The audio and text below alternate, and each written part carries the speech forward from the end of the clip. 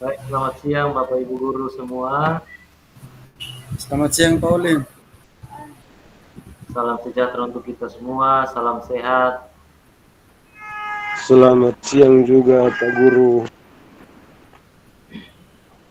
Mengawali semua kegiatan kita pada siang ini, kita minta pimpinan Tuhan di dalam doa. Kita berdoa, mulai.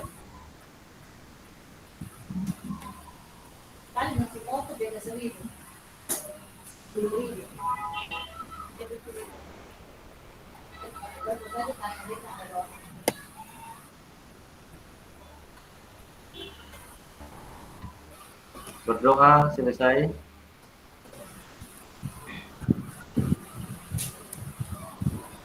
Ya, Bapak Ibu, tidak henti-hentinya kesepakatan kita bersama ini selalu kita akan tampilkan, yaitu yang pertama menyalakan kamera, mematikan mikrofon, kemudian hadir seutuhnya, menghargai waktu bersama, memaksimalkan fitur chat.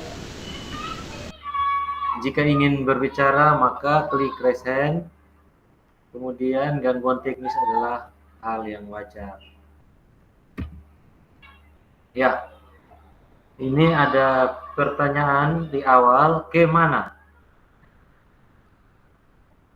Ya, tujuan luas dari kegiatan PKG adalah memfasilitasi pembelajaran PJOK yang berpusat pada peserta didik secara efektif, bermakna, menyenangkan, dan refleksif.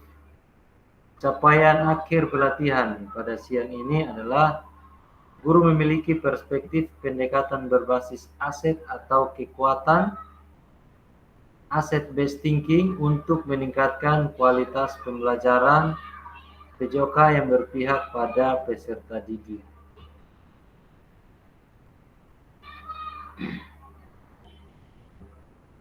Ya, capaian pembelajaran khusus modul kita hari ini. Yang pertama, guru dapat mengidentifikasi dan mendapatkan sumber daya dari berbagai sumber yang sah untuk melaksanakan pembelajaran PJOK. Yang kedua, guru dapat menggunakan sumber daya secara efektif untuk meningkatkan kualitas pembelajaran PJOK. Oke. Ya, ini tadi kita sudah lewat. Ya, agenda kita siang ini 90 menit Bapak Ibu. Kita akan berdiskusi aktif, baik itu di chat room, di Jamboard, dan ada juga di Padlet. Jadi sebentar nanti kita akan membahas beberapa studi kasus juga yang berkaitan dengan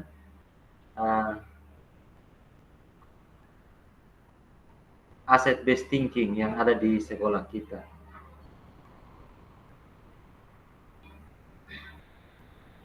Setelah itu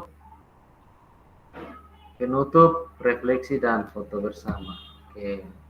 Ya, ini 5 menit pembukaan, 10 menit studi kasus 3, 10 menit mengapa guru PJOK perlu mempelajari dan menerapkan prinsip asset based thinking, 10 menit studi kasus 5, 10 menit di mana posisi guru PJOK dalam memanfaatkan aset yang dimiliki, 10 menit studi kasus 4, 10 menit bagaimana strategi memanfaatkan aset dalam konteks pembelajaran PJOK, 5 menit terakhir.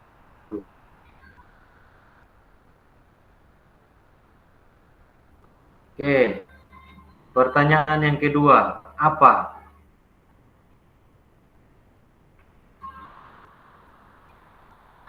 Ya, ini ada penguatan dari Mahatma Gandhi. Beliau mengatakan, kekuatan tidak datang dari kapasitas fisik, itu datang dari kemampuan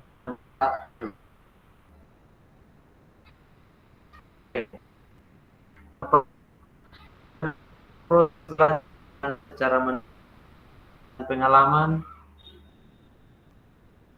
Apa pandangan Anda terhadap pendekatan aset? Ya, bagaimana pendapat kita terkait dengan pendekatan asset-based thinking, Bapak Ibu? Ini telah dituliskan dalam satu kalimat pada kolom chat. Silakan Bapak Ibu. Apa pandangan Bapak Ibu terhadap pendekatan asset-based thinking?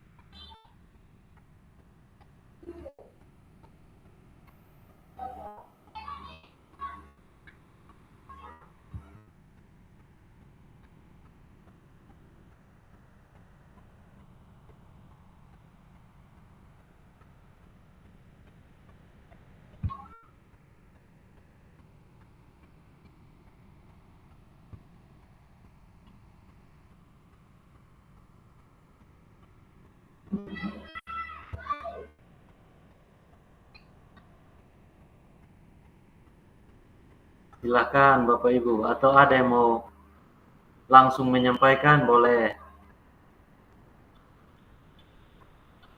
Oke. Terima kasih Ibu Vela. Ibu Vela bilang berpikir positif. Oke.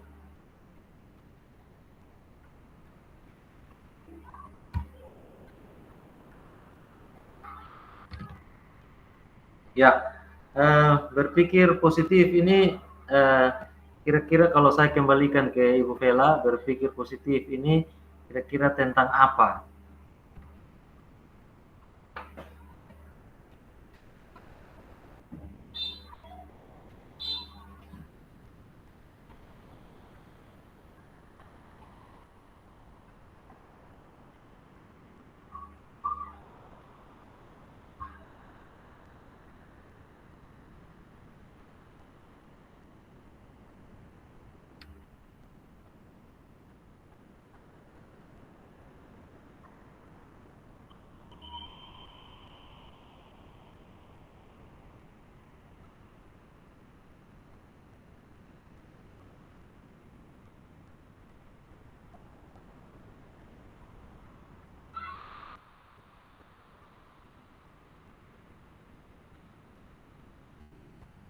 Oke,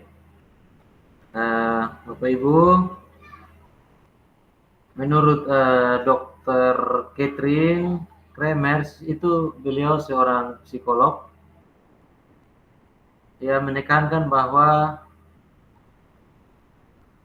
berpikir berbasis aset atau kekuatan itu fokus pada pemikiran positif dan pengembangan diri, memperkenalkan cara praktis untuk mengenali hal-hal positif dalam kehidupan dengan fokus pada kekuatan, inspirasi, potensi positif, dan aspek positif lainnya dalam hidup. Ya, jadi pendekatan itu disebut asset based thinking atau berpikir berbasis aset atau kekuatan. Nah, berpikir berbasis aset atau kekuatan adalah cara mengidentifikasi dan mengenali hal-hal positif dalam hidup dengan menggunakan kekuatan sebagai fokus pemikiran. Ya, jadi kita menggunakan seluruh kekuatan kita sebagai fokus pemikiran. Ya, pendekatan ini berbeda dengan berpikir berbasis kekurangan yang fokusnya mengidentifikasi dan memecahkan masalah. Ya, jadi di sini ada dua Bapak Ibu, ada berpikir berbasis aset atau kekuatan dan berpikir berbasis kekurangan.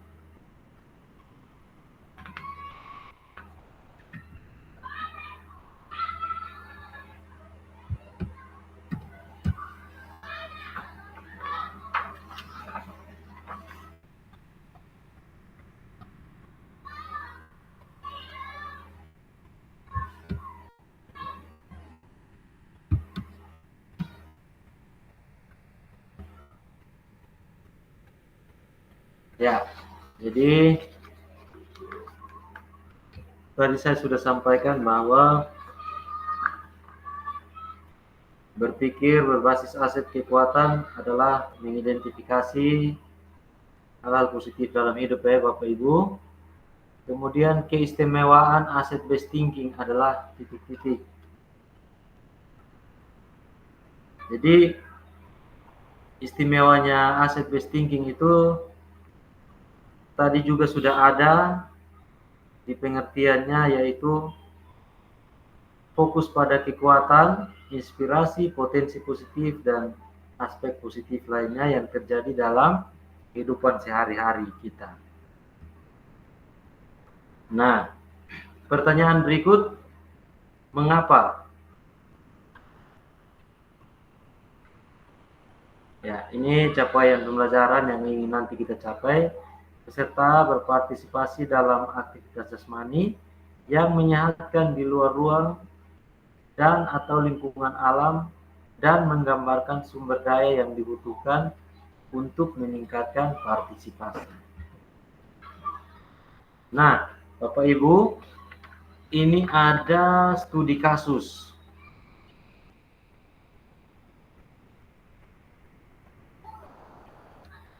Ya, silakan Bapak Ibu membaca studi kasus yang ada di layar.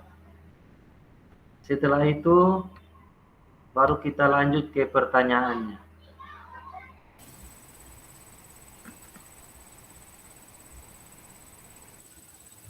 Terlalu kecil, Pak. Fasilitator tidak bisa baca.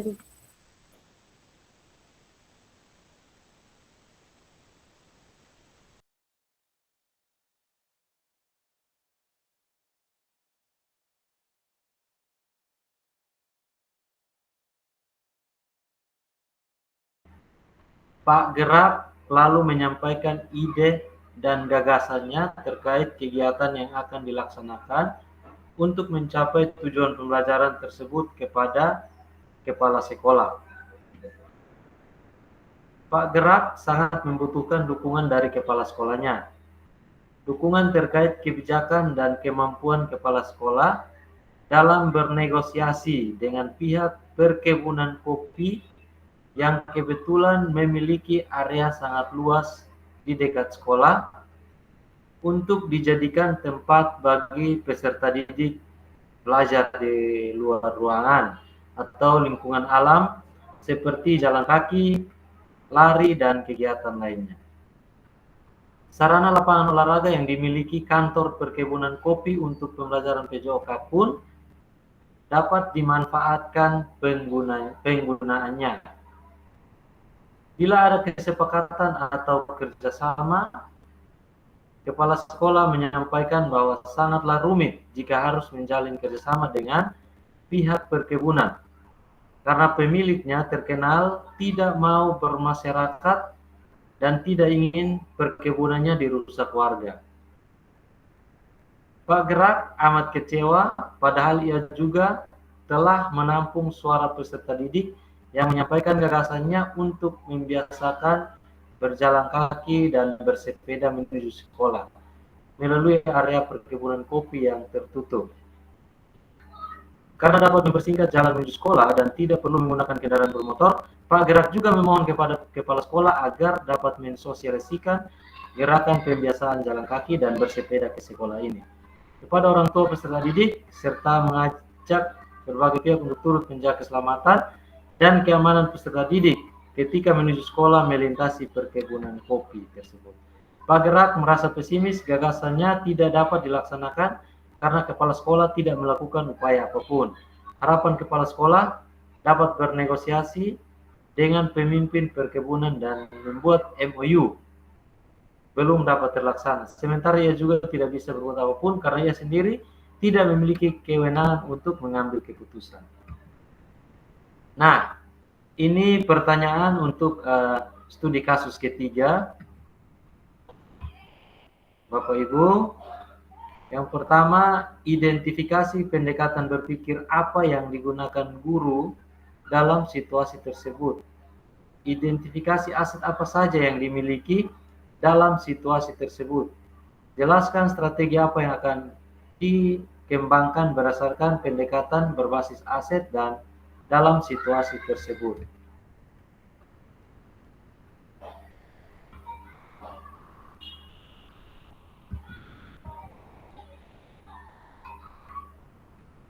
Ya, Ibu Vela, pasti tadi malam Ya, siap. ada buka-buka LMS materi kok? Iya. Ya, jadi aset atau modal utama itu ada berapa menurut Ibu Vela? Kebetulan tadi malam saya tidak baca sampai di situ. Iya. Oke.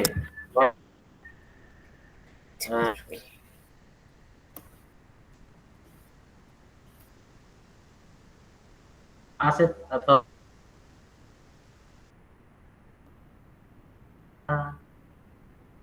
Ibu.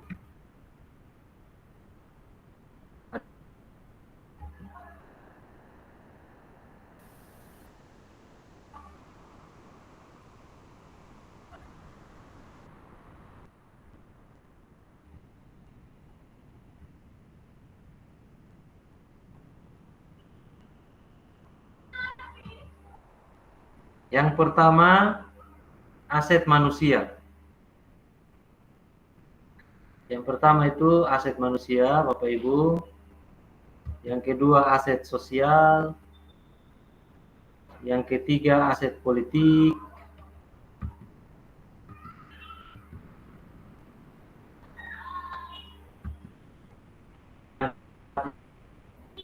Agama, budaya.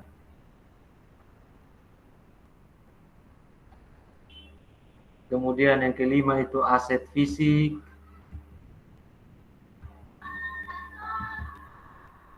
Yang keenam itu lingkungan atau alam.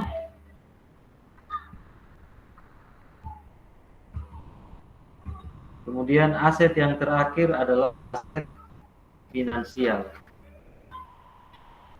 Jadi ada 7 aset atau modal utama yang dimiliki di sekolah. Jadi 7 aset ini bisa kita manfaatkan di sekolah. Baik itu kepala sekolah, guru-guru, tenaga pendidikan, dan lain sebagainya. Ya, jadi Bapak Ibu, aset manusia yang ada di sekolah itu di sini ada peserta didik, ada guru PJOK, dan ada orang tua. Jadi keterampilan yang bisa dimaksimalkan ke arah pengembangannya.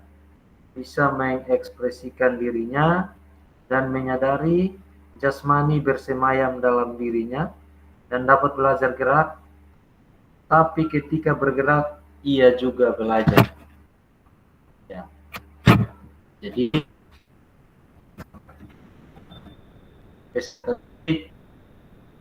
belajar melalui gerak.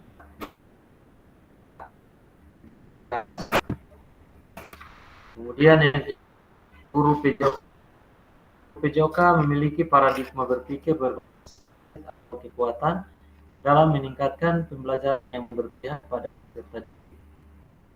Guru PJOK yang dapat mendorong PJOK penting bagi setiap anak untuk hidup gagasan karya inovasi dan menghadirkan pembelajaran yang sesuai dengan kebutuhan belajar peserta didiknya. Kemudian orang tua dapat dilibatkan perannya sesuai keterampilan atau profesi yang dibutuhkan dalam pengembangan dan memperkuat pembelajaran PJOK di sekolah. Misalkan mata pelajaran PJOK kan memiliki materi misalnya seperti bela diri. Itu pencak silat ada Bapak Ibu. Kalau misalnya kita sebagai guru PJOK kita tidak mampu mempraktikkan gerak dasar pencak silat kepada peserta didik kita, kita bisa meminta bantuan kepada orang tua yang memiliki kemampuan atau basic bela diri pencak silat, bisa kita libatkan untuk membantu kita dalam pembelajaran PJOK. Karena itu adalah salah satu aset juga yang ada di sekolah kita. Kemudian yang aset yang kedua adalah aset sosial. Ya, aset sosial, suasana sekolah yang mendukung pembelajaran PJOK dibuktikan dengan adanya antusias warga sekolah ikut berperan serta dalam program-program terkait pendidikan jasmani dan olahraga, bentuk norma atau aturan yang mengikat warga masyarakat bisa dalam bentuk kelompok, komunitas, institusi, lembaga, asosiasi, dan sebagainya yang memiliki pengaruh terhadap pembelajaran PJOK. Mengajak komunitas yang ada di luar sekolah untuk kita libatkan dalam berbagai kegiatan memfasilitasi pembelajaran PJOK yang diprakarsai oleh peserta didik, keterlibatan komunitas yang mendukung pembelajaran olahraga misalnya ya padepokan pencak silat, komunitas bersepeda, komunitas senam, sekolah sepak bola dan lain-lain. Jadi ini bisa kita libatkan seperti SSB misalnya, atletnya, pelatihnya juga bisa kita libatkan di sekolah. Mereka hadir untuk memberikan motivasi, semangat kepada anak-anak kita. Selain itu seperti komunitas senam, komunitas bersepeda, mereka bisa hadir di sekolah. Itu adalah sebuah aset sosial. Yang C, aset politik. Kebijakan atau kekuasaan kepala sekolah yang akan digunakan kewenangannya untuk membuat kebijakan-kebijakan yang mengakomodir kepentingan warga sekolah. Jadi aset politik ini seperti kerjasama antara pihak sekolah dengan pihak lain. Seperti tadi studi kasus 3 itu, di bagian bawah itu guru PJOK meminta kepala sekolah untuk membangun komunikasi dengan pemilik perkebunan tadi, supaya kalau bisa peserta didik dapat menggunakan area tersebut untuk bergerak, berolahraga seperti jalan kaki. Itu dia masuk kepada aset politik.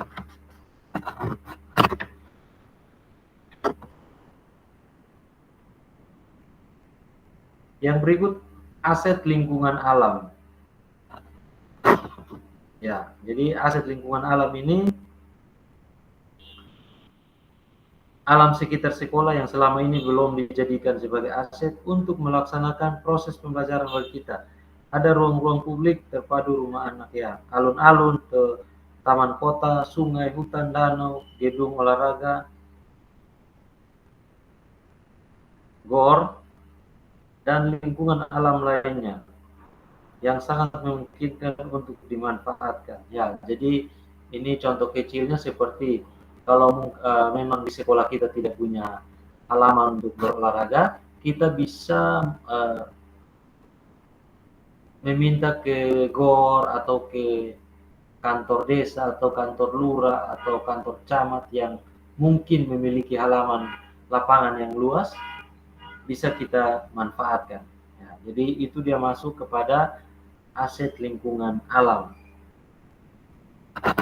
Seperti itu Bapak Ibu. Atau kita jauh dari kolam, kita bisa melakukan praktek renang di laut atau di kaki juga bisa.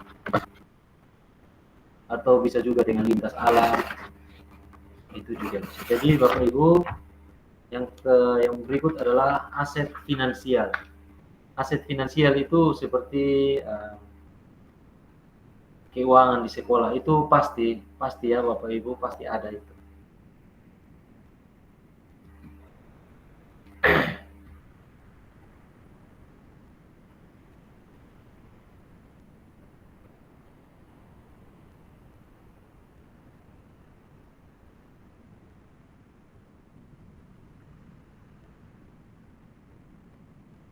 Nah, dari studi kasus ketiga ini Bapak Ibu,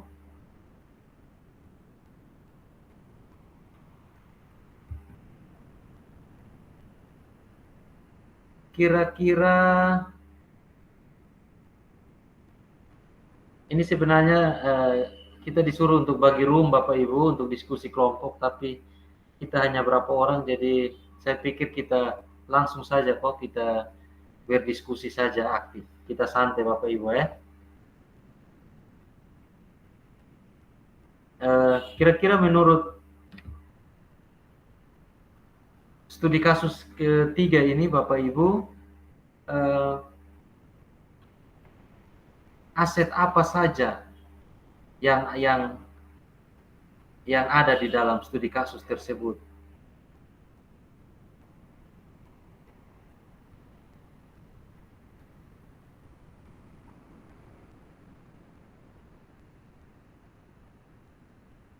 Kita menjawab pertanyaan 1 dan 2 dulu. Pertanyaan 1, pendekatan berpikir apa yang digunakan guru dalam situasi tersebut. Kemudian yang kedua itu, identifikasi aset apa saja yang dimiliki dalam situasi tersebut. Ya, jadi silakan kalau mau berbicara boleh angkat tangan, atau mau coret-coret dulu. Saya berikan waktu 2 atau 3 menit untuk coret-coret, setelah itu langsung saja kita diskusi. Perlu saya kirim ini screenshot kok, studi kasus di grup kok? Ya, kalau bisa demikian. Oke. Perlu Bapak, perlu. Pak.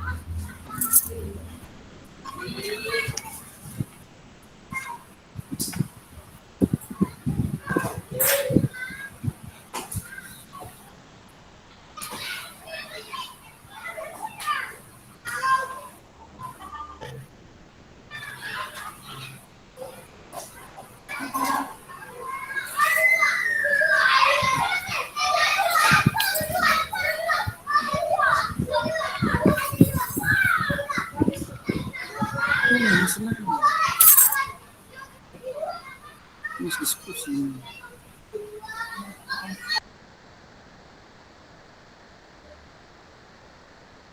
Ya, Bapak Ibu, studi kasus 1 dan studi kasus 3 saya sudah kirim di grup.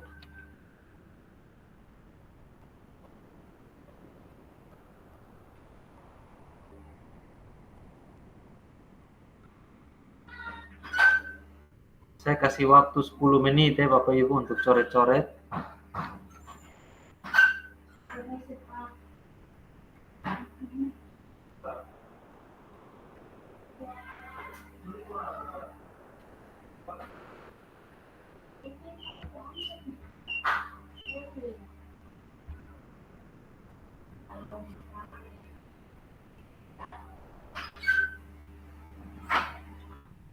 Bapak Ibu yang baru bergabung, ini adalah studi kasus yang perlu kita bahas bersama-sama. Studi kasus dan pertanyaannya saya sudah share di grup WA.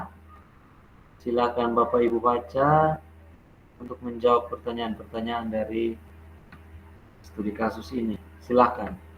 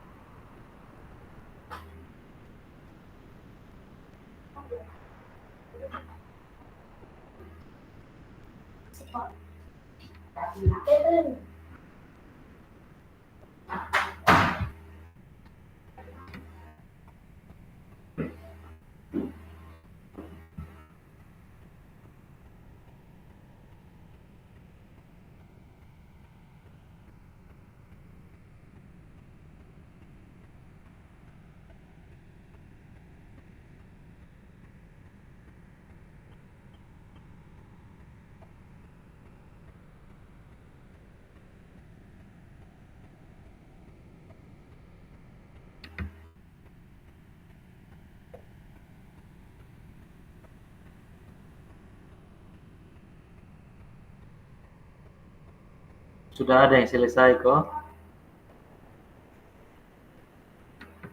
Pak Erens?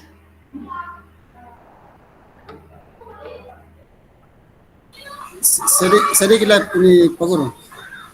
Siap. Oke. Waktu 3 menit lagi.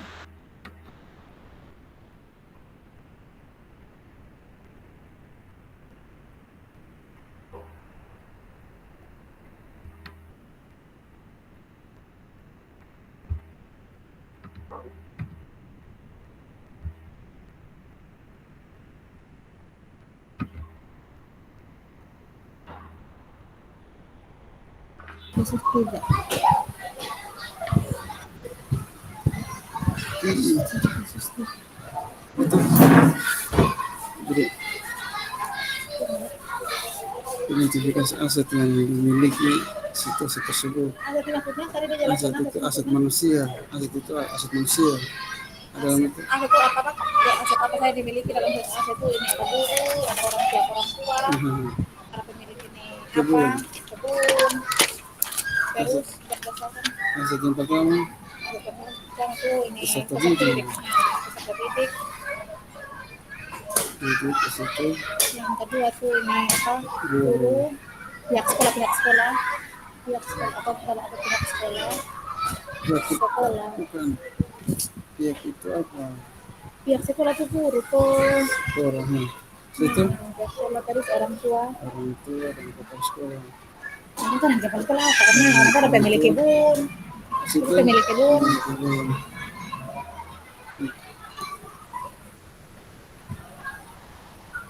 Sudah situ Jelaskan strategi apa yang akan dikembangkan berdasarkan pendekatan berbasis aset. Strategi cara pendekatan. Menjelaskan strategi apa yang akan Anda gunakan, akan Anda kembangkan. strategi pendekatan secara pribadi Dengan pimpinan perkebunan. melaksanakan pendekatan melakukan Pihak sekolah melakukan pendekatan. Tunggu terus ya. pihak sekolah kan Pihak sekolah atau kepala dalam hal ini kepala sekolah atau kan jarak ke kepala sekolah. melakukan pendekatan khusus pendekatan khusus Apa yang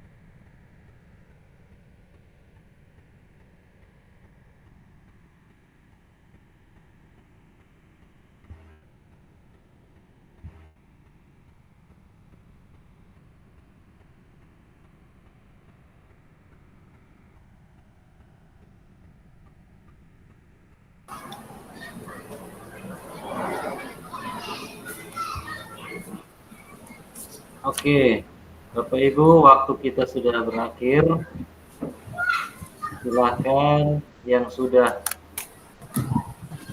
coret-coret, silakan menyampaikan pendapatnya sesuai dengan studi kasus dan 3 pertanyaan yang ada. Silakan Bapak Iren. Oke baik, terima kasih Pauline atas waktu dan kesempatannya.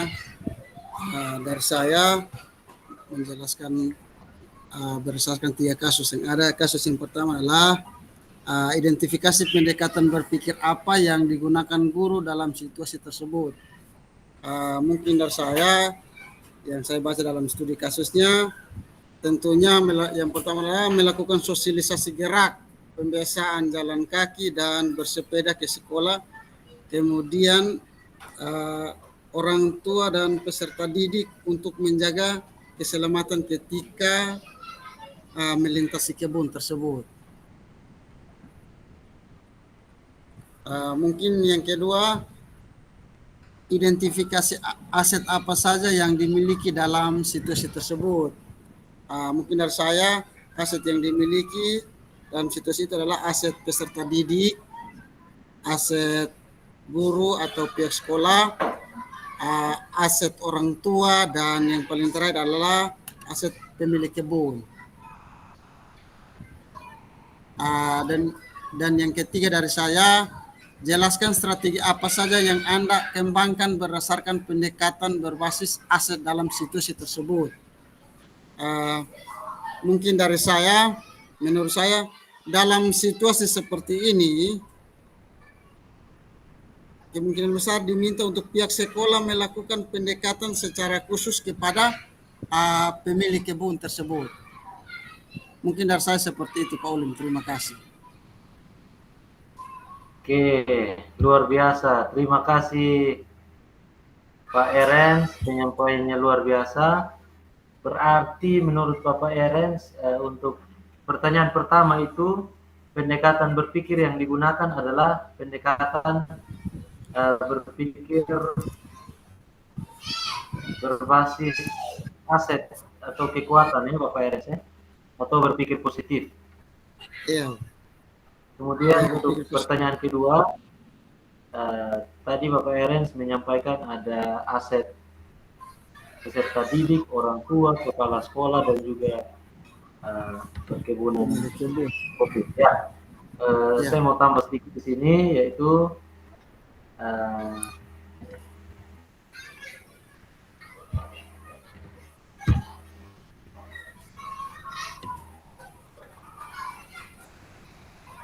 aset-aset yang ada dalam situasi ini, mungkin aset fisik juga termasuk di dalam ya Bapak Ibu, Bapak Erens. Aset fisik. Aset fisik itu ya terdiri dari peserta didik, kepala sekolah, orang tua, terus pemilik kebun kopi. Kemudian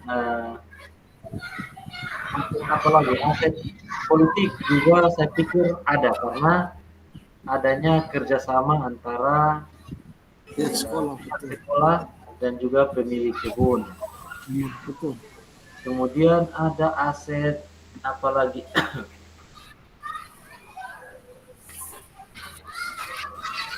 sosial. Ya, juga termasuk di dalamnya, karena ada kerjasama dan juga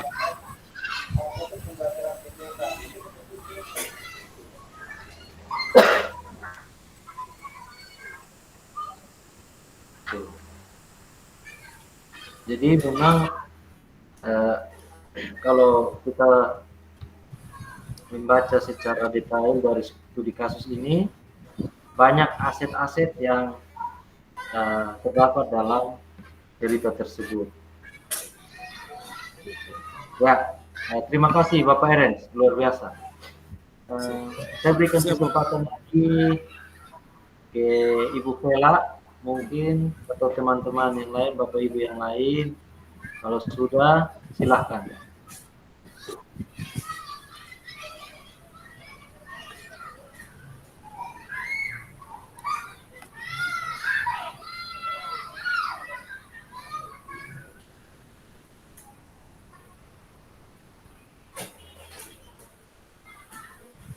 Ayo Bapak Ibu, kalau tidak ada, sedikit lagi kita lanjut. Oh ya, Ibu Vela, silakan.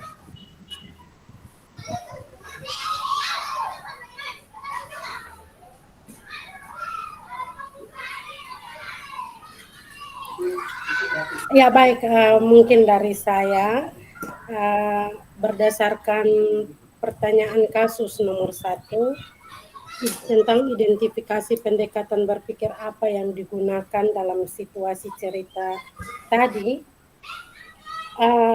saya berpikir bahwa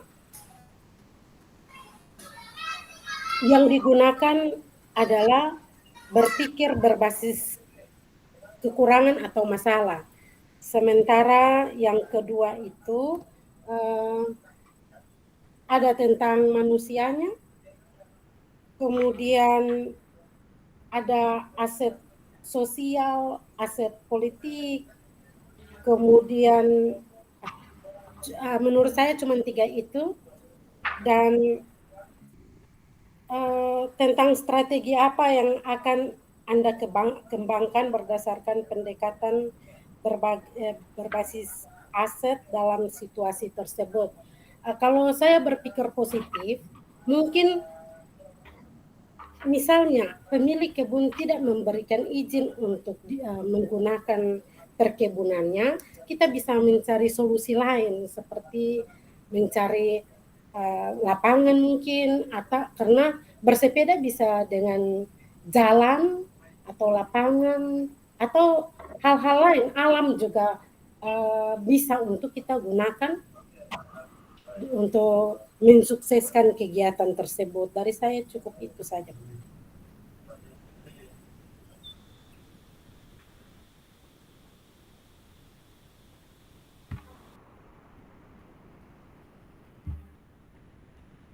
Oke, terima kasih Ibu Vela, luar biasa.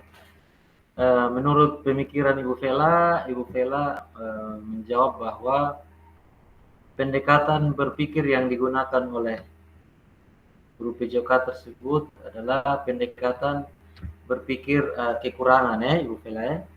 Kemudian aset-aset yang digunakan adalah dimiliki adalah aset fisik, kemudian aset apa tadi? Aset fisik dan aset apa tadi? Manusia, sosial, politik. Iya, aset fisik manusia dan aset politik. Kemudian strategi yang akan dikembangkan dalam situasi tersebut adalah pendekatan berbasis asset based thinking. Ya, luar biasa penyampaian dari Ibu Vela. Oke, Bapak Ibu, itu studi kasus ketiga atau yang pertama.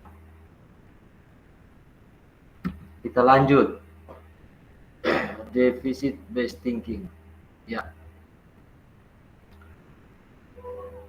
Berdasarkan studi kasus pertama tadi, hal-hal apa saja yang kira-kira menjadi faktor penghambat. Ya, jadi tadi sudah disampaikan oleh Ibu Vela, kalau saya tidak salah dengar, bahwa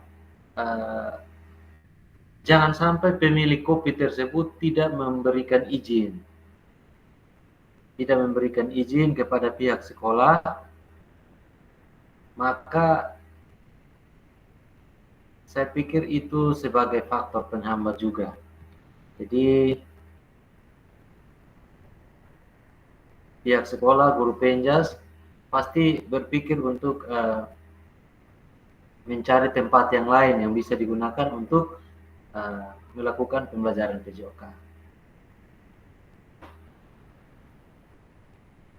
Ya, ini pertanyaan juga, mengapa guru PJOK perlu mempelajari dan menerapkan pendekatan asset based thinking?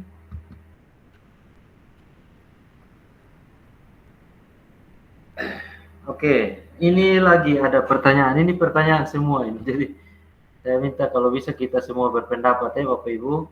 Jangan hanya Bapak Eren, jangan hanya Ibu Vela, tapi Bapak Ibu yang lain juga. Pak Omega, kira-kira menurut Bapak Omega, mengapa guru PJOK perlu mempelajari dan menerapkan pendekatan asset based thinking atau berpikir berdasarkan aset atau kekuatan yang dimiliki oleh guru PJOK atau diri kita sendiri? Silakan Bapak Omega.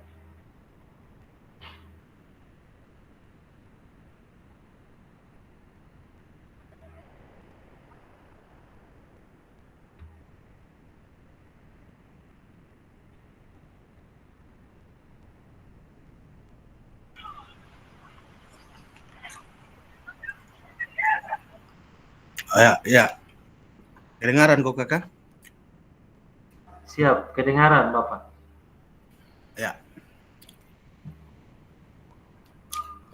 Ini ada mengantuk, jadi cari narkoba dulu. Ya, kalau menurut saya mungkin kita di sekolah ini tidak selalu lengkap peralatan. Apalagi berkaitan dengan prasarana lapangan ini. Halaman sekolah juga sangat sempit, sehingga strategi kita juga harus kita terus lakukan. Kami di sekolah sini ada memang di dekat kami ada lapangan umum, tapi itu bukan fasilitas umum. Itu milik orang yang kebetulan belum digunakan untuk pembangunan, sehingga kadang kami pakai, tetapi sering tidak dapat izin karena banyaknya alasan dari pemilik lahan, dan kami juga tidak bisa memaksakan. Strategi kami melalui orang-orang dekat kami, kebetulan ada guru yang rumahnya dekat dengan pemilik tanah, kami manfaatkan untuk bisa lobby. Dan kemarin kami sempat bikin kegiatan olahraga di lapangan tersebut. Mungkin untuk yang lain-lain kami masih belum bisa dengan maksimal melakukan karena itulah kendala ketersediaan itu, tapi kami coba untuk paling banyak kami modifikasi dengan lingkungan yang kecil ataupun dengan peralatan-peralatan seadanya. Mungkin itu yang saya pahami, yang saya bisa sampaikan. Ya, luar biasa Bapak Omega. Jadi ternyata asset based thinking ini sudah dijalankan di sekolah. Jadi selain Bapak Omega, mungkin kita semua kadang-kadang kita kesulitan dengan sarana-prasarana di sekolah kita. Lapangan sempit, lalu ada 3 atau 2 guru yang harus mengajar bersama-sama di situ, banyak anak, kadang kesulitan. Atau bahkan kadang-kadang kita punya hanya 1 bola atau 2 bola, jadi kita bingung bagaimana caranya supaya anak-anak kalau bisa semua bisa bermain. Sebenarnya itu ada caranya. Ya, jadi kembali kepada diri kita, kita manfaatkan aset yang ada pada diri kita sebagai guru PJOK. Nah, tadi saya dengar Bapak Omega bilang kami modifikasi. Ya, itu salah satu contoh pemanfaatan aset yang ada di dalam diri Bapak Omega. Terima kasih Bapak. Luar biasa. Nah, ini pentingnya pola pikir berbasis aset dalam PJOK.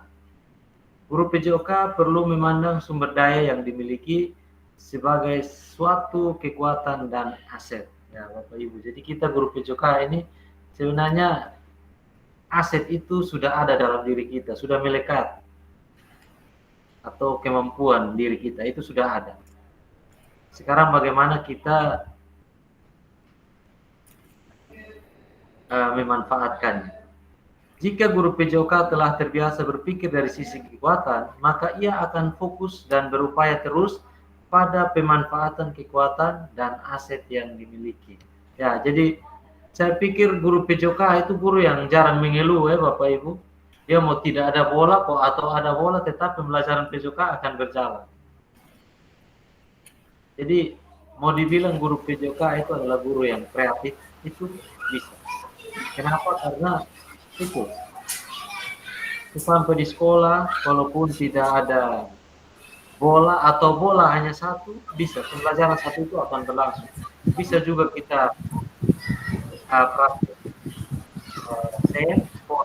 model, atau bisa juga kita pembelajaran berkelompok lah begitu. Jadi semua bisa kita lakukan. Dengan menyadari betapa banyak sumber daya yang dimiliki sekolah, rekan-rekan guru akan terbiasa untuk mengidentifikasi, mengevaluasi sumber daya, serta memanfaatkan aset yang ada untuk pembelajaran yang berpihak pada peserta didik. Ya. Jadi saya pikir aset atau kekuatan di sekolah kita atau di dalam diri kita, kita sudah jalankan semua di sekolah. Ya. Ini juga pentingnya pola pikir berbasis aset dalam PJOK.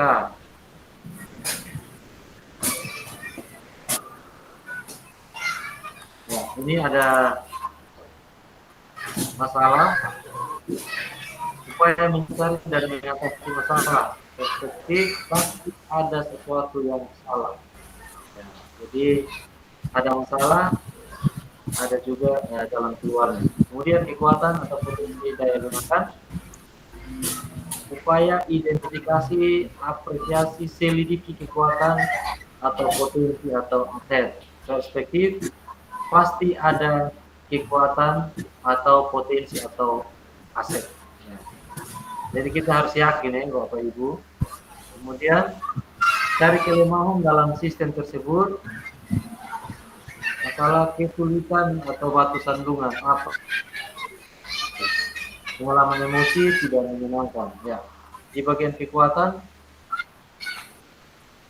fokus apresiasi kekuatan atau potensi atau aset dalam sistem tersebut, semangat gotong royong, kreasi, masalah tantangan atau batu lompatan. Pengalaman emosi, bahagia.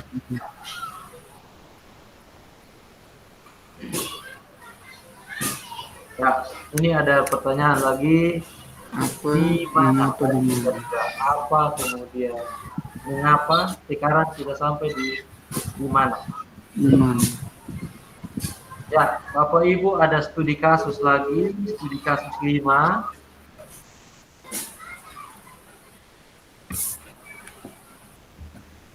Ya, saya kirim di grup WA kita ya Bapak Ibu. Siapa itu?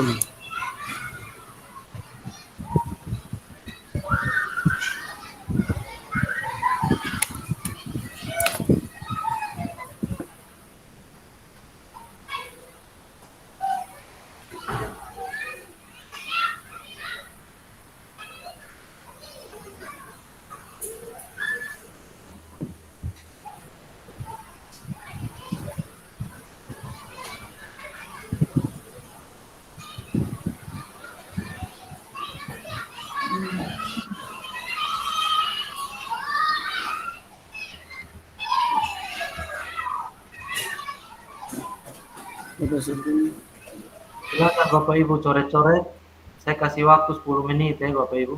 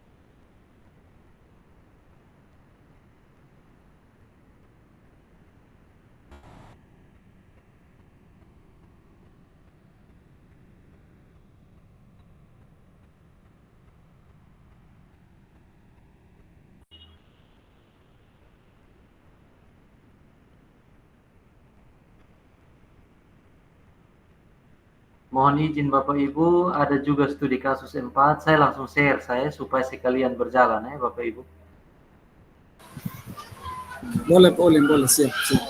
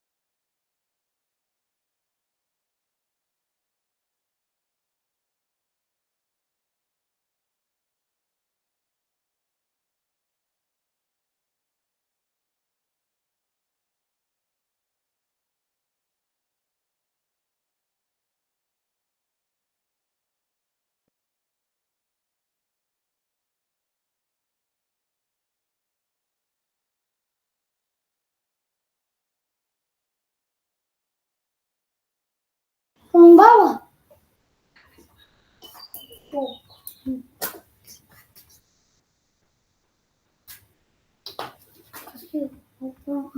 Dengar ya, sono.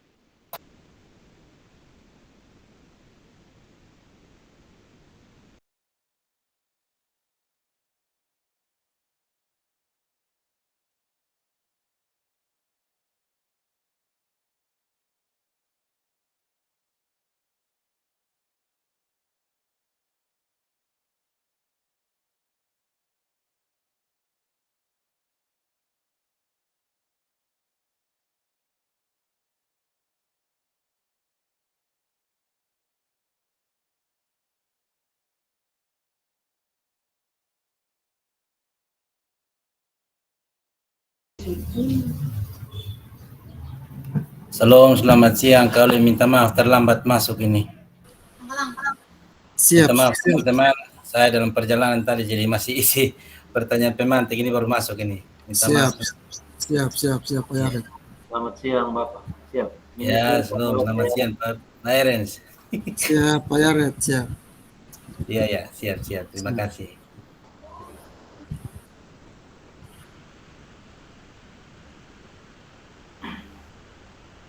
Bapak Yaret silakan baca-baca studi kasus di grup WA itu. Ada studi kasus 5 dan 4. Ya, terima kasih Kak Ulem. Siap. Siap.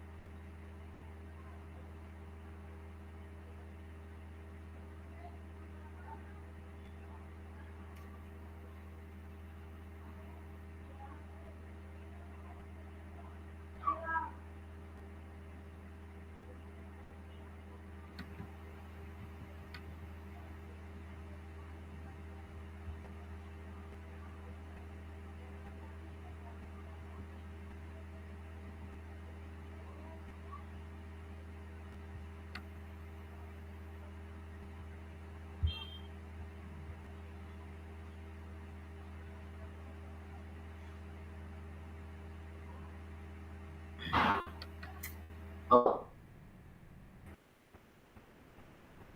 waktu coret-coretnya sudah selesai. Mari kita diskusi bersama.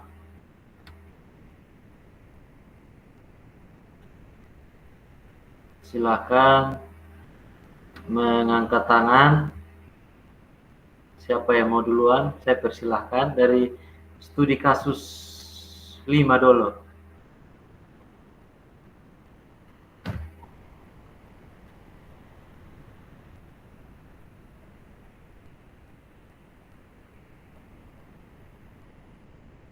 Oke, Pak Erens, silakan.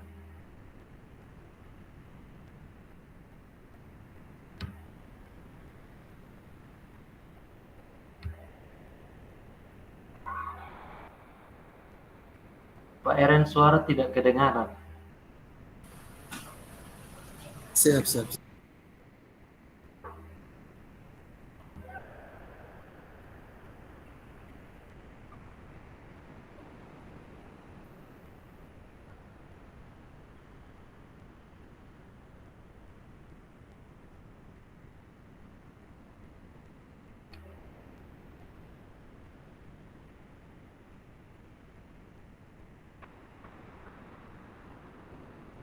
Halo, Pak Erens. Pak Erens ada mute. Oh ya, aduh. Minta maaf. Ya, aman. Oke, baik.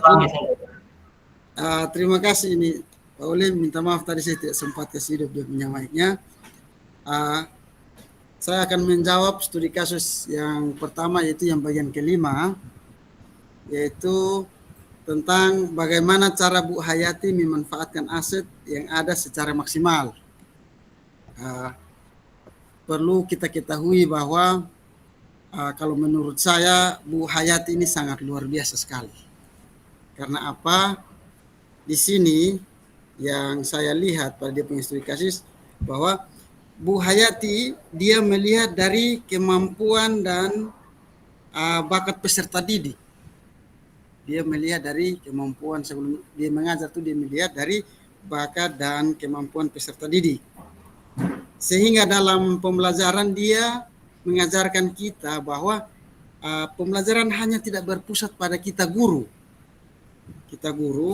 tetapi dia memberikan kesempatan kepada peserta didik untuk berkreasi apa yang dia miliki. Nah, tentunya kita lihat dari aset tersebut bahwa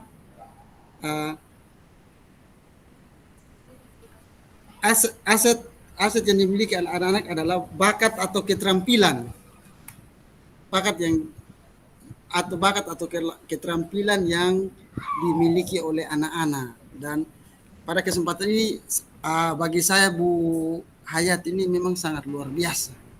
Dia tidak monotonnya pada kita sebagai guru, tetapi dia mau mengajarkan kita bahwa kita memberikan kesempatan kepada anak-anak untuk memberikan dia punya bakat dan kreasinya. Mungkin dari saya seperti itu, Pak Olim. Terima kasih. Oke, terima kasih. Luar biasa dari Bapak Erens.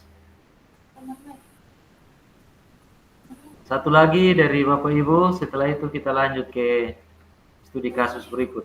Silakan. Ibu Vela, silakan. Ya, baik. Mungkin coretan tangan saya mengenai studi kasus 5 yang sudah di-share tadi.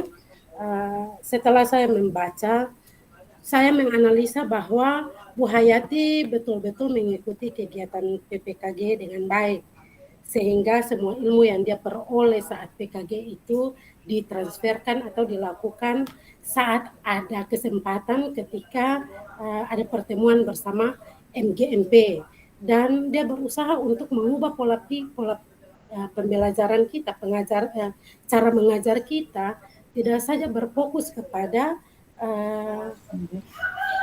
guru, tapi lebih banyak itu sesungguhnya untuk kepada pendekatan belajar kepada siswa. Jadi pengalaman yang Bu Hayati dapatkan peroleh dari pembelajaran bersama dengan teman-teman dalam PPKG sangat bermanfaat ketika sudah selesai PKG tersebut. Jadi untuk diri pribadi saya, apa saja yang kita dapatkan dari hasil pertemuan kita, pengalaman-pengalaman ini bukan hanya sebatas pembelajaran untuk mendapatkan sertifikat atau untuk apa-apa, tapi ini merupakan bekal ketika kita menjadi guru yang sesungguhnya, berhadapan dengan lingkungan di mana kita mengajar, mengabdi, dan lebih fokus ke siswa-siswa kita. Demikian dari saya.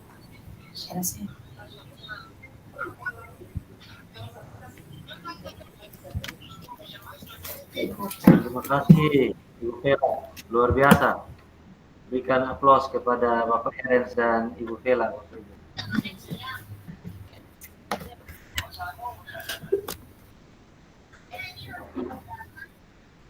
Ya, jadi dari studi kasus tadi ada beberapa aset yang ada di sana, yaitu komunitas GMP, PJOK SMP tingkat kabupaten, kemudian aktif di dalam kegiatan MGMP, pergeseran cara mengajar komando menjadi pendekatan pembelajaran lebih variatif dan inovatif. Kemudian ada juga pemanfaatan PMM untuk kegiatan webinar dan lain-lain sebagainya. Jadi ini memang secara tidak sadar Bapak Ibu, kita pembelajaran kita di sekolah itu mungkin kita lebih kepada cara mengajar komando, hanya memberikan perintah kepada peserta didik, setelah itu kita hanya mengawasi. Tapi sebenarnya ada cara-cara mengajar yang lain seperti gaya latihan dan juga gaya-gaya yang lain yang perlu kita terapkan di dalam pembelajaran PJOK di sekolah. Oke, terima kasih untuk studi kasus 5 tadi. Cukup 2 orang ya Bapak Ibu. Kita lanjut. Studi kasus yang keempat. Studi kasus keempat ini juga saya minta 2 orang atau lebih juga boleh. Ada Pak Bin Makel dan ada Ibu Junita. Atau Ibu Carolina mungkin mau berpendapat juga silakan. Saya persilakan.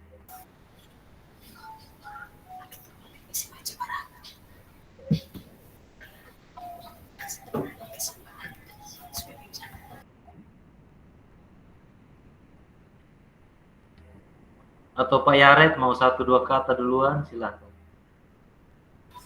Terkait dengan studi kasus 4. Ya, baik, terima kasih untuk teman-teman semua. Terima kasih Kak Olim. Sebenarnya tadi saya mau mencoba untuk menjawab studi kasus yang kelima Kakak, tapi sudah dijawab. Oh iya, jadi boleh. Kalau mau menjawab juga boleh. Tidak apa-apa. Terima kasih Kak Olim. Mengenai Ibu Siti, kasus yang keempat, studi kasus keempat ini sebenarnya dia Ibu Nurayati sebenarnya dia sudah menggunakan forum atau wadah MGPP untuk itu sebagai wadah untuk dia mengembangkan dia punya potensi atau apa yang dimiliki untuk dia terapkan kembali kepada masalah yang dihadapi di sekolah.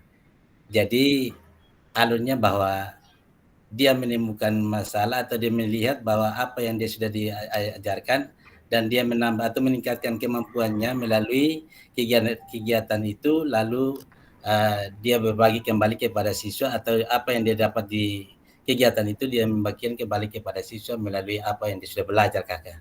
Barangkali seperti itu Kak yang menurut saya melalui wadah-wadah atau forum-forum kegiatan yang berkaitan dengan kegiatan olahraga untuk pengembangan diri atau pelatihan untuk meningkatkan dia punya kompetensi dalam mengajar Kakak. Barangkali dari saya seperti itu Kakak untuk studi kasus kelima. Oke, silakan. Kalau mau lanjut studi kasus 4 silakan. Silakan Bang. Ya, untuk studi kasus keempat Kakak barangkali ini alat atau media itu sudah lengkap Kakak, tetapi mungkin dalam pemanfaatan pembelajarannya sering atau tidak dimanfaatkan dengan baik sehingga pembelajarannya tidak lancar. Artinya bahwa media atau alat mereka itu sudah banyak atau memenuhi persyaratan atau sudah memenuhi standar, tetapi beliau sendiri sebagai guru barangkali mungkin tidak memanfaatkan media atau pembelajaran itu dengan baik sehingga peserta didik mengeluhkan tentang pembelajaran yang diberikan oleh beliau. Barangkali itu dari saya seperti itu Kakak. Mungkin kurang, boleh teman-teman menambahkan.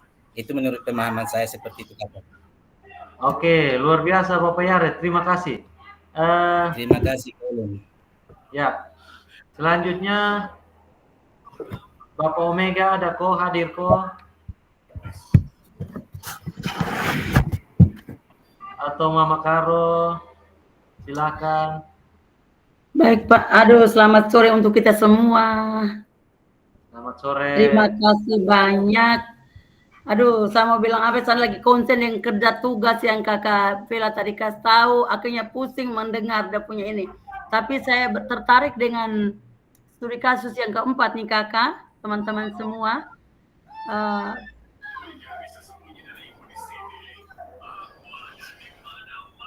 Ini di mana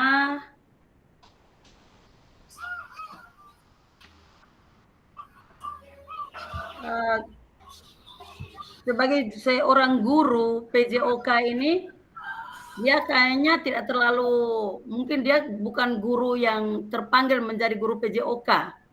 Itu kalau dari saya. Mengapa? Karena prasarana semua, sarana prasarana sudah lengkap, cuman dia tidak mau bertanggung jawab dengan apa yang sekolah siapkan untuk dia. Malah dia harus pergi minta kepada guru yang bertanggung jawab. Harusnya dia langsung berhadapan dengan guru yang menjadi tanggung jawab sarana prasarana itu. Dan dia harus kerjasama dengan guru itu, wakil prasarana itu. Sehingga ketika ada pembelajaran PJOK, alat itu sudah ada. Sehingga anak-anak tidak mengeluh. Mungkin itu dari saya. Terima kasih.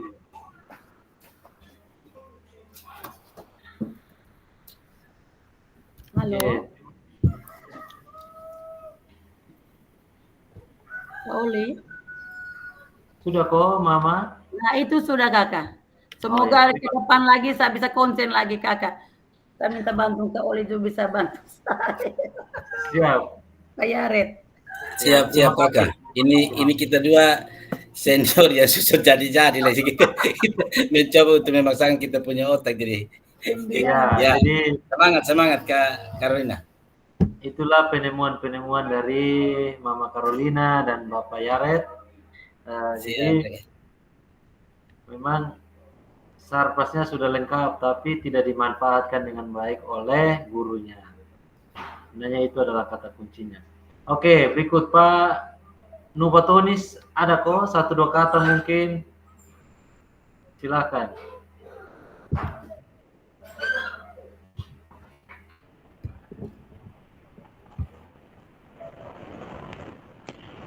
Mungkin saya tambahkan sedikit, Bapak Ulim. Silakan Bapak. Ini sarana dan prasarana ini sudah lengkap, tetapi dari pihak guru PJOK itu mungkin dia tuh orang baru atau setahunya beta kalau kita alat sarana prasarana ini kalau sudah lengkap, buat apa kita tidak bisa gunakan alat-alat yang sudah tersedia? Jadi kita masih mengeluh lagi di teman-teman, sedangkan kita sesama guru PJOK itu kan sudah ditanggung jawabkan masing-masing.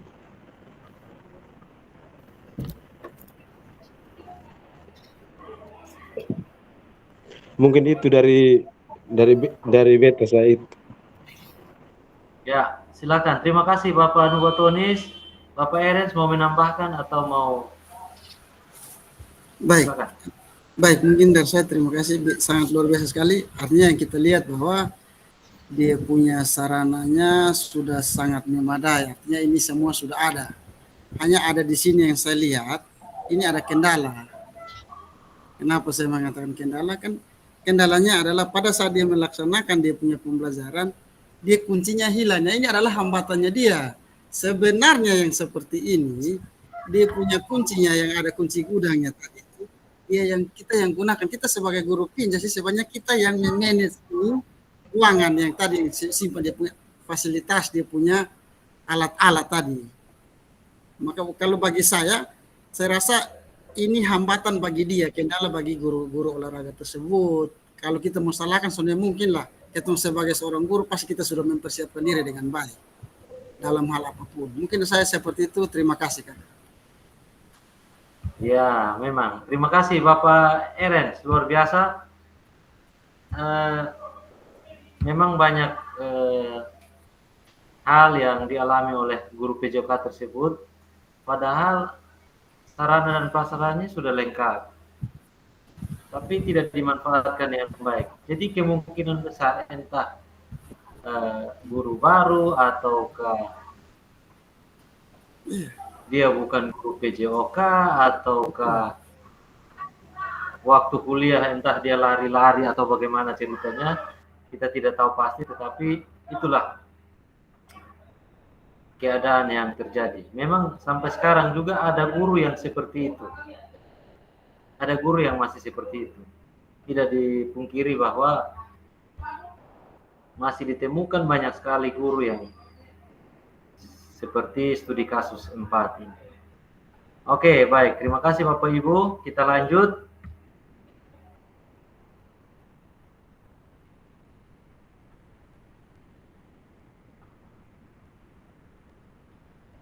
Ya, ini kata kuncinya tadi Bapak Ibu. Kita lewat saja. Ini juga kita lewat.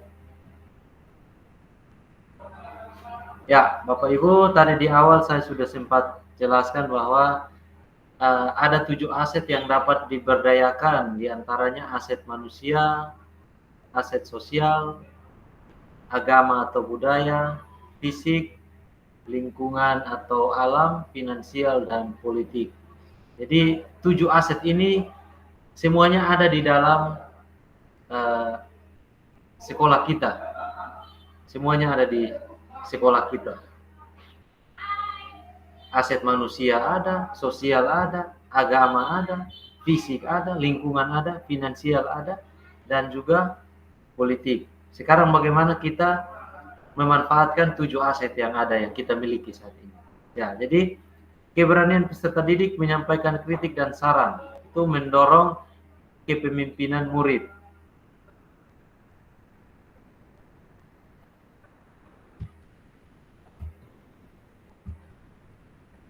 Komite bersuara menyampaikan kritik. 3 kepala sekolah sebagai pemimpin pembelajaran dapat melakukan upaya-upaya menggunakan kewenangannya dengan membuat kebijakan-kebijakan yang dapat mengakomodir kepentingan warga sekolah dan peningkatan kualitas pembelajaran yang berpihak pada peserta didik. 4. Kemampuan untuk mempengaruhi kebijakan kepala sekolah dalam mengatasi tantangan yang ada. Oke. Ada pertanyaan lagi, di mana posisi kita selama ini sebagai guru PJOK dalam mengenali dan mengidentifikasi aset yang dimiliki di satuan pendidikan.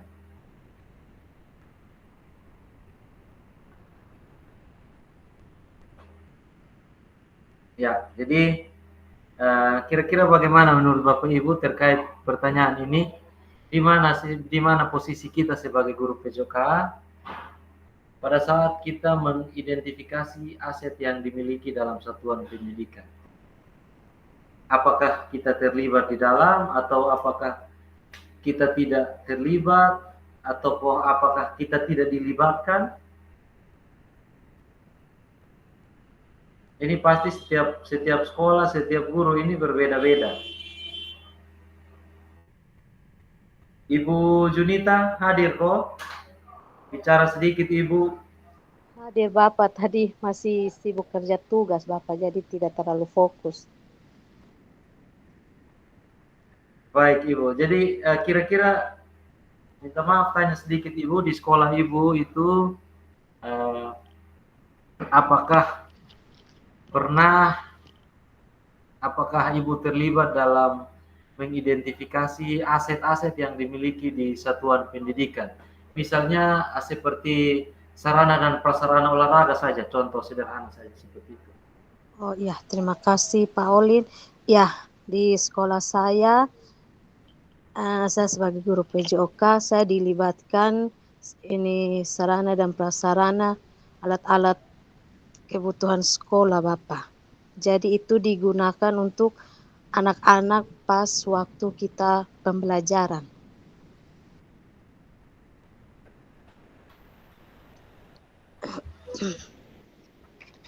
Baik, terima kasih Ibu. Berarti memang posisi kita sebagai guru PJOK itu artinya kita ada di dalamnya. Kita mengidentifikasi aset yang dimiliki di satuan pendidikan di sekolah kita, baik dari sarana maupun prasarana yang ada di sekolah kita. Oke. Nah, ini ada pertanyaan juga. Apa saja aset yang Ibu Bapak miliki di satuan pendidikan untuk mendukung Anda dalam pengajaran PJOK yang berkualitas? Ya, ini dia lebih mengerucut lagi ya Bapak Ibu. Dia lebih kepada sarpras. Betul. Sarpras yang ada di sekolah kita. Oke, ini sebenarnya kita mau ke Jamboard. Saya bagi link kok, kita coba-coba ya.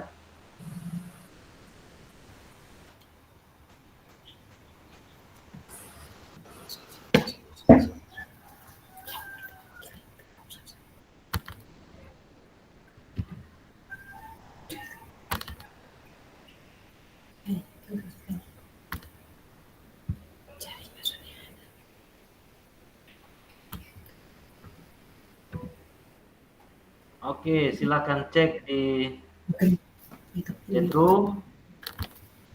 Linknya sudah ada, klik link, masuk ke Jamboard. Kalau ada kesulitan bisa disampaikan ya, siapa tahu kita saling membantu. Apa saja aset yang dimiliki atau balas langsung ketik saja.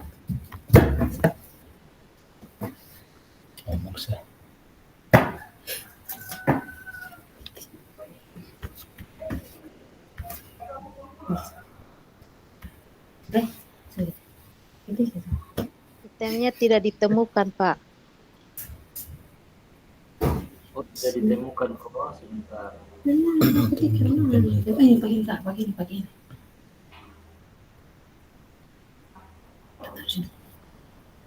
Ketik saja.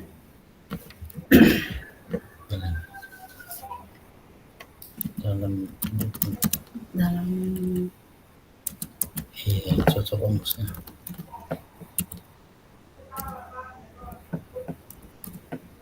Ketik. Kan itu penting di sini Kak.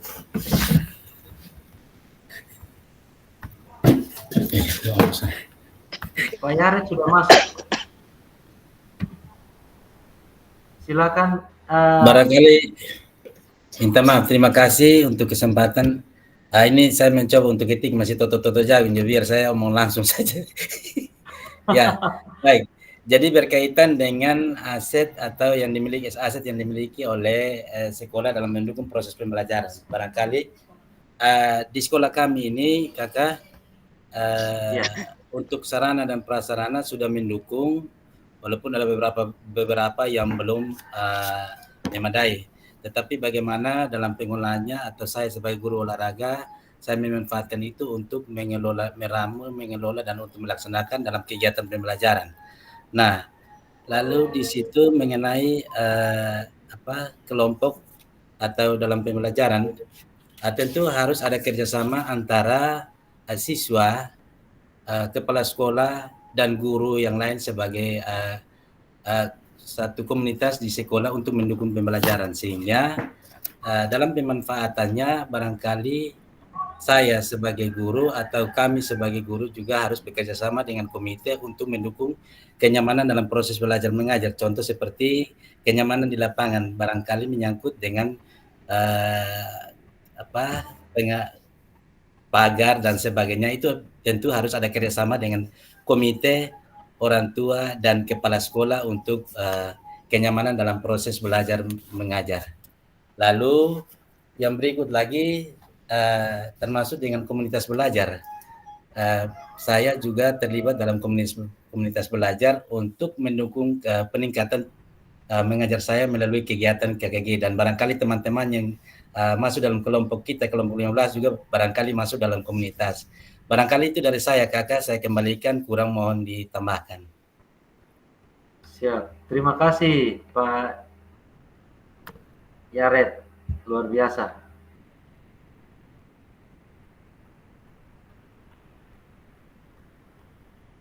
Oke, barangkali masih ada lagi kok Bapak Ibu, atau mau mengetik di Jamboard juga bisa.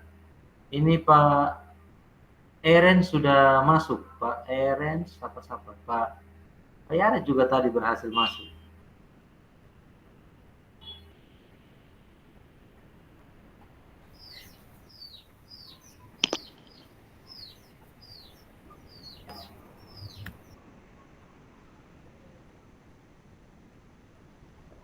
Ya, Ibu Vela sudah masuk. Aset, sarana, matras, ada bola kasti, bola voli, bola sepak, bola basket. Sementara untuk prasarana ada lapangan untuk dijadikan tempat berolahraga. Ya, luar biasa Ibu Vela. Terima kasih Ibu.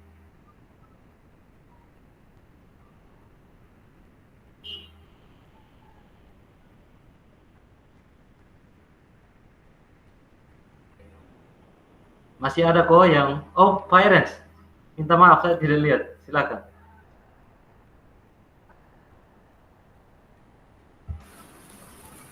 Baik, mungkin dari saya langsung saja Kakak, kita sempat pakai ketik lah, minta maaf. Sebenarnya kita harus ini berdiskusinya di dalam ini jam sana, tapi kita langsung saja Kakak. Mungkin dari saya, setiap sekolah tentunya kita memiliki fasilitas dan asetnya tersendiri.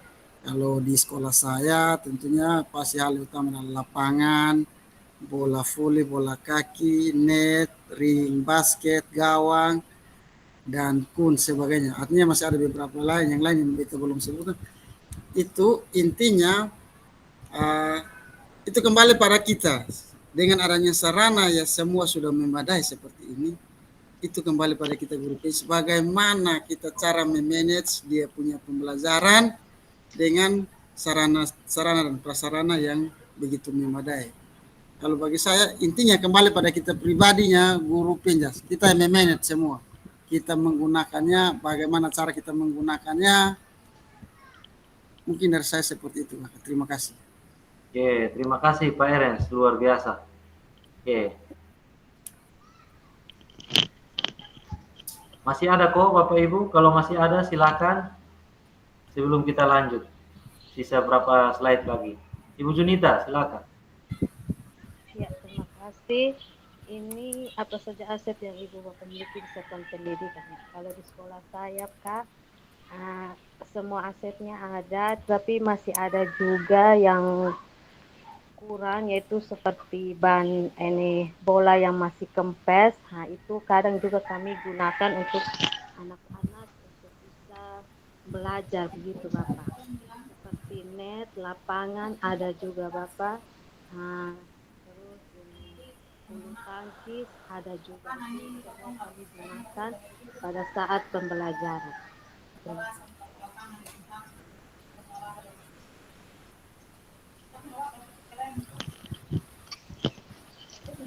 Sudah kok Ibu, terima kasih. Oke, ini ada juga yang mengetik, tidak ada nama, saya bacakan saja.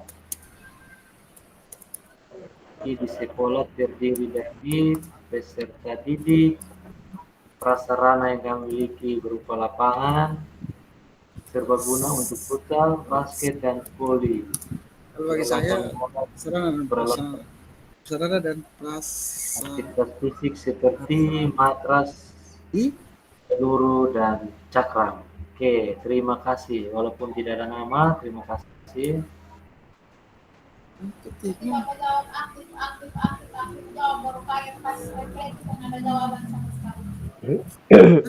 Tapi ketiknya di mana dulu?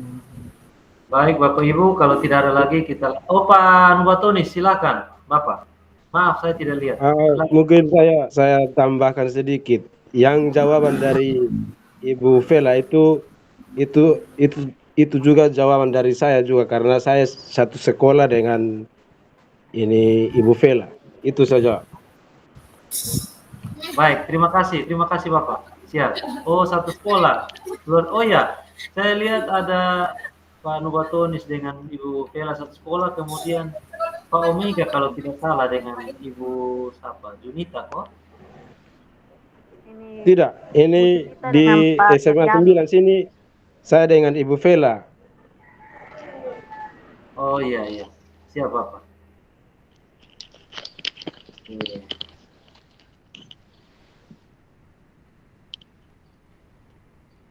Ya, ini juga tadi kita sudah sempat singgung-singgung juga dalam pembahasan kita. Nah, tidak perlu lagi kita bahas lagi.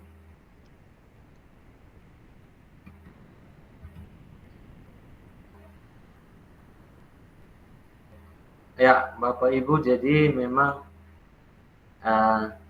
pada tahapan ini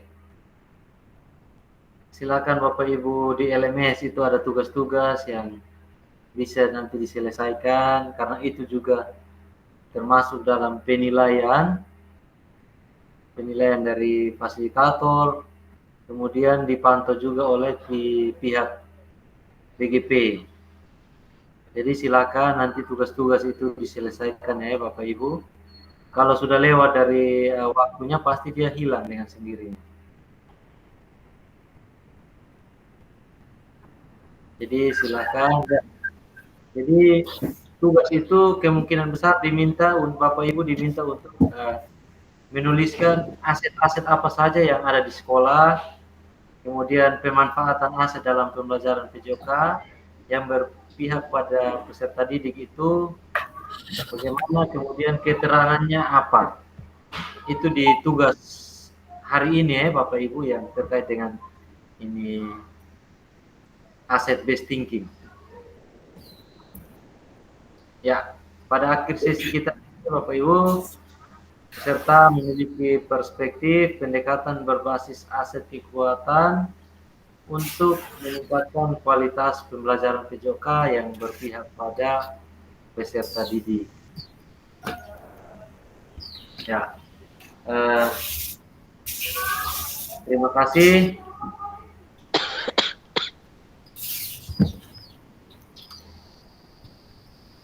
Tidak rasa kita 90 menit Bapak Ibu. Ya Pak Oli, saya cuma izin mau ada kegiatan di gereja nih jam 4 nih Kakak. Baik Mama, kita foto bersama dulu kok. Oke, siap Kakak.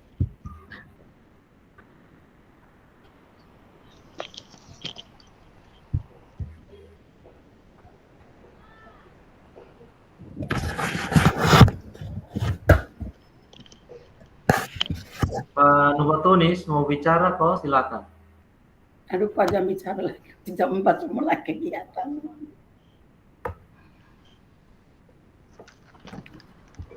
Kita foto bersama dulu baru bicara kok Kakak. Ya, Pak Eren silakan. Kalau mau bicara silakan. Baik, terima kasih Pak Olim. Mungkin rasa sedikit saja menyangkut dengan kita punya kesepakatan bersama menyangkut dengan yang pertemuan sebelumnya teman-teman. Tentunya pasti kita semua sudah tahu ini adalah kesepakatan kita bersama. Dalam hal ini adalah kebiasaan yang mana pada pelaksanaan ini kita selalu mengaktifkan kita punya kamera. Kesepakatannya sudah dari awal. Mungkin ini sebagai penekanan buat kita semua yang kita miliki adalah kita membiasakan anak-anak kita untuk menuruti kita punya kemauan, tetapi kita Bapak Ibu guru ketika ada kegiatan begini kita mengabaikan. Dalam hal ini adalah kita punya kebiasaan mengaktifkan kamera itu, tolonglah. Itu adalah menjadi kesepakatan kita bersama dari awal. Jadi mungkin saya seperti itu, minta maaf kalau saya sudah melebihi atau menyinggung atau bagaimana bersama teman-teman, saya minta maaf, dan tempat ini saya minta maaf. Terima kasih Pak Olim. Terima kasih Karen, siap setuju. Ya, ini saya foto dulu, kau sama ke gereja nih kakak. Alarm ya, terima kasih. Ya, silakan kita foto bersama, Ibu Vela, silakan. Kita semua aktifkan kamera. Jaya.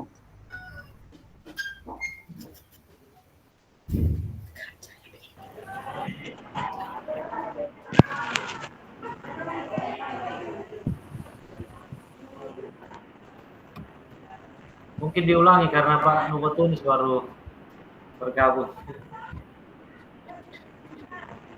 Nah, Pak Olim belum kamera belum aktif, itu kemana nih? Oh, di atas. Oh, belum kok.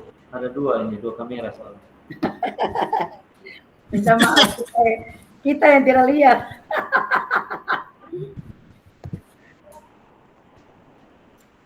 Sudah kok Ibu, terima kasih banyak Ibu. Kita tutup pertemuan kita hari ini dengan berdoa. Silakan kita berdoa.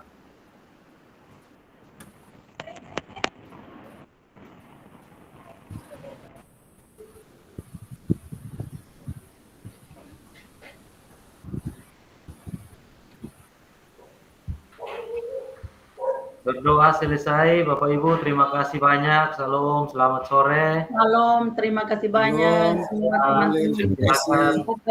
Jangan marah kalau ya, salam, terima kasih, selamat sore untuk kita semua. Jadwal nanti kita mengikuti di grup. Terima kasih Bapak Ibu. Salam olahraga. Sama-sama, salam. Minta izin. Jaya.